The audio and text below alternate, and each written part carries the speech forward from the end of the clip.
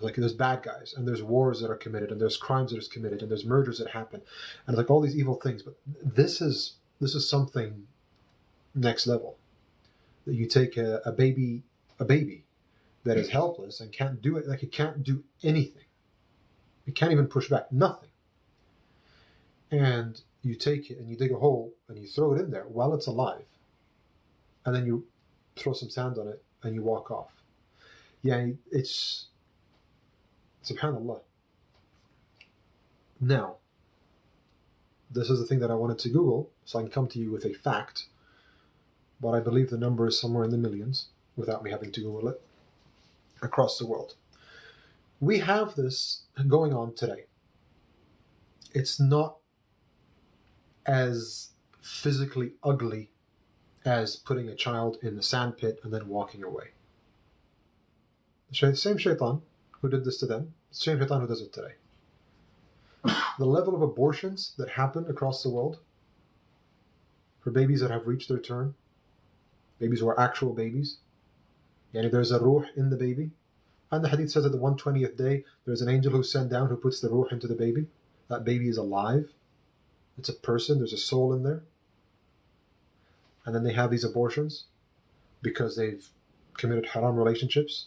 They can't deal with the consequences because the man or the male who was responsible for this was not a man, because the female who was responsible for this is not a mother, not a right person, not a good person, because the consequences of having a child is going to be too expensive. I don't want to pay for university.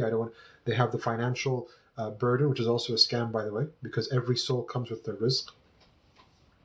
لا تقتلوا أولادكم خشية إملاق, and do not kill your children out of fear of poverty. نحن نرزقهم وإياكم, we will provide for them and for you. The rizq is already written. It's not up to you. I don't provide for my children. I have nothing to do with it. I am just the conduit. I'm just the mechanism. Perhaps if I die, they get more money. And it happens, right? Like you could see somebody passes away and the children now inherit billions. Even if it's haram, for example, the father maybe took out a life insurance policy. Father dies, children get the millions. It's not their fault he took out a life insurance policy, but they got the money. We're not in charge of risk. And thank God for that. Can you imagine how difficult life would be if we were actually in charge of earning our own risk or dividing risk among people? It's a big blessing that Allah is in charge of that. The most merciful. Yani, if you wanted to be in charge of risk, you'd have to have levels of mercy, understanding. You'd have to have all the sifat. No one can have that. Allah has that. And so thank God that He is a Razzaq. He is the provider.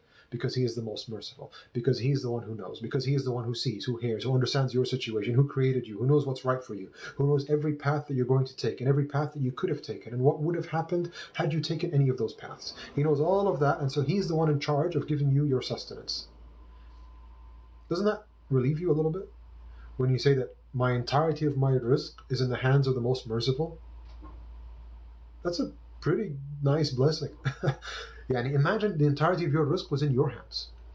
And I'm not saying you're not merciful, but you don't have that level of mercy. No one does. You don't have that level of understanding, compassion, care, knowing, wisdom, hearing, seeing, understanding. You don't have any of that. How would you then handle your own rizq? We wouldn't be able to. Probably last a day, maybe, if that, and then that's it. We wouldn't be able to handle it. So, literally, alhamdulillah, that our rizq is not in our control. It's in Allah's control. That's a big deal. Went on a tangent there. But coming back, وَإِذَا الْمَوْءُودَةُ سُئِلَتْ, and so when the baby girl who's buried alive asks, because she's going to be brought on that day in front of the father who buried her. بِأَيِّ ذَنْبٍ قُتِلَتْ, for what crime they were put to death. So the child's going to ask, so it's like, okay. Now here, the child could be asking, or the killer, the father, could be being asked by an angel, for example. About that ma'ud. Remember that child that you buried? For what crime did that child commit? The abortions that get carried out today across the world, and they're legal, that's okay. You know? And the other is my body, my choice, and you get all these different, and then TikTok people run with that. You say, what's the problem? It's my body, it's up to me, you can't judge me, only God can judge me, all that kind of nonsense. No, it doesn't work that way. You're taking the life of somebody else. It's not my body, my choice. You know, that's a long moral argument to get into, but it's not hard.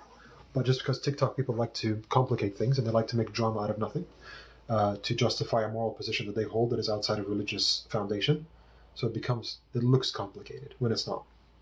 It's not rocket science. It's murder, and that's the end of it. You don't have to look at it twice. There are certain situations, extreme situations, and that will be isolated to specific issues and to take it to a scholar, and then that can be discussed. But the wide spectrum, no. So this heinous act still gets carried out today. It's just in a different, now you go to a medical facility and then they give you a certain medication and it's very quick and you don't see you don't actually take the child and you don't throw it in the sand, so they're not buried alive. It makes it nicer. You don't feel so much guilt. It doesn't feel so bad. Well, it's not really a person. It's not really, you're not really killing it. It's just, it was a few cells. And they'll use different words. Oh, it's just a fetus. It's a person. It's a child. No, it's just a fetus. It's just a bunch of cells that got together. Don't act like it's a real person. You don't feel any guilt. You didn't do anything wrong. You have the right. The government said it's okay. It's legal. Okay. So just because some bad guy legalized it, then it becomes okay.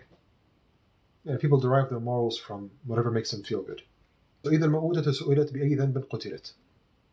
Why did you kill me? What did I do wrong? I was just born. And you just took me and got rid of me. I haven't done anything. I did nothing. And you just took my life.